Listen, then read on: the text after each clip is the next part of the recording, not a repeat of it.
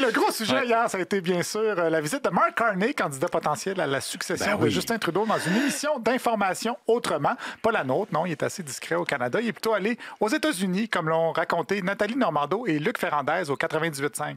On voyait tous une assiette en lui. Jusqu'à temps qu'il passe à Jon Stewart hier. Dailymotion, émission. Aïe aïe. Aïe aïe, certain. Aïe aïe. Le gars a un sens de l'humour, mesdames et messieurs. Non, oui, attends. Il a le sens de l'humour, de la répartie. Il est intelligent, il est brillant. Une star est née, mesdames et messieurs, sur le plan politique. On est tous complètement bouche bée. Ouais, l'excellente émission Dailymotion que je regarde régulièrement. Il y a tout là-dessus.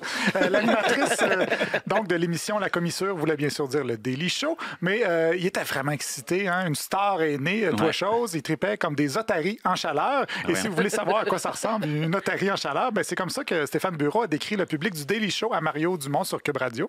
Avec un public, je ne sais pas s'ils avaient une sensibilité particulière aux enjeux canadiens ou à M. Carney, mais qui applaudissait comme des otaries en chaleur à chacune des affaires. Une belle imitation quand même. Donc, messieurs Dumont et Bureau ont dit que c'était une erreur totale d'aller annoncer sa candidature aux États-Unis, même s'ils ont trouvé quand même que M. Carney, oui, est effectivement très bon. Mais on s'entend que c'est un petit peu stagé, tout ça. Là. Il connaissait probablement un petit peu les questions qui allaient lui être posées d'avance. Nous, on ne fait pas ça ici. Jamais. Vous ne pouvez pas envoyer vos questions d'avance. Vous les découvrez en même temps que vous les lisez. Je ne m'appelle pas Franco Nuovo, monsieur.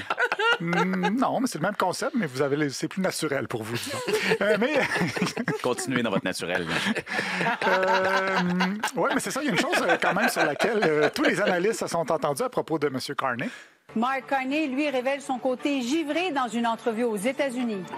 Quand Mark Carney montre son petit côté givré. Ça permet de montrer son petit côté givré, je vous dirais. Présenter son côté givré. Des mini-wheats politiques avec un côté givré. Il était capable de faire des blagues, de Louise Baudouin avait l'air de son trouver ça côté drôle. givré, là. Alors, de quoi parle-t-on exactement quand on parle du côté un peu plus givré de M. Carney? Une volonté de montrer le côté givré de M. Carney. Hein? C'était pour peut-être montrer son côté plus givré. Oui, là, il a eu l'occasion de démontrer son côté plus drôle, plus léger. Plus givré, comme dit Sébastien Bovet. Ouais. C'est un bon terme. Plus givré, c'est ça. Pour faire rire, pour montrer le côté givré de M. Carney. Givré, hein? Ça, le mini-oui, je dirais. Là. C'est ça, exactement. C'est une belle comparaison. Oui, bravo, fallait y penser. Donc, c'est bien beau, tout ça. On a vu son côté givré, mais on n'a rien vu du reste, en fait. On ne sait même pas si son français est assez bon pour savoir ce que ça veut dire, givré.